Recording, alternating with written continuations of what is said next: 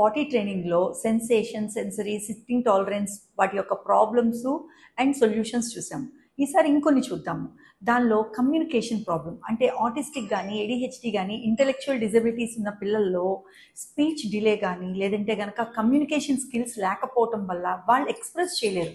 వాళ్ళు పాటీకి వెళ్ళాలి లేదా యూరినేట్ చేయాలి అనేది ఎక్స్ప్రెస్ చేయలేక వాళ్ళు వాళ్ళ ప్యాంట్స్లోనే బర్స్ట్ అవుతూ ఉంటారు. సో ఈ టైప్లో మనం ఏం చేయొచ్చు, ఈ కమ్యూనికేషన్ స్కిల్స్కి ట్రైనింగ్ అనేది ఇవ్వాలి. ఫస్ట్ ఆఫ్ ఆల్ అది సెషన్స్ ద్వారానే అవుతుంది.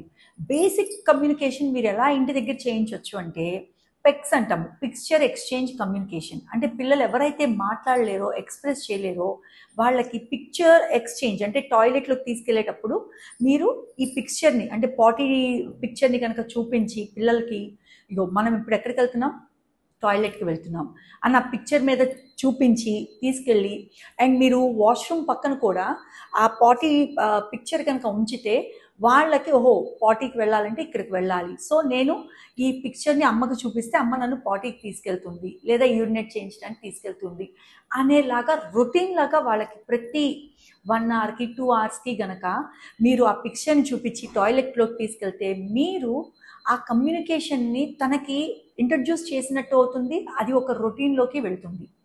అండ్ ఇంకొకటి వచ్చేసి పిల్లలు ఆ టాయిలెట్ అనేది చిన్నగా కంజెస్టెడ్గా ఉండటం వల్ల వాళ్ళకి చాలా విసుగ్గా, వాళ్ళు అక్కడ చిరాకుగా ఉంటారు, భయపడతారు. సో దాన్ని ఎలా మనము అధిగమించాలి అంటే పిల్లలకి ప్రతి 1 అవర్కి జస్ట్ మనం టాయిలెట్కి వెళ్తున్నాము అని పిల్లలు భయపడినప్పుడల్లా మీరు జస్ట్ తలుపు ఓపెన్ చేసి పిల్లల్ని 1 నిమిషం, ఒక 5 సెకండ్స్ నుంచోపెట్టి మళ్ళీ తెచ్చేయండి. మళ్ళీ ఇంకో 5 సెకండ్స్ 1 అవర్ తర్వాత, అలాగా మీరు time duration 5 to 10 seconds 15 seconds అలా గనక మీరు పిల్లల్ని తీసుకొస్తూ ఉంటే వాళ్ళకి ఓహో ఈ టాయిలెట్ ఇది కంఫర్టే అనేది ఒకటి, మనము భయం లేదు అన్నది ఒక కాన్ఫిడెన్స్ని క్రియేట్ చేస్తాం.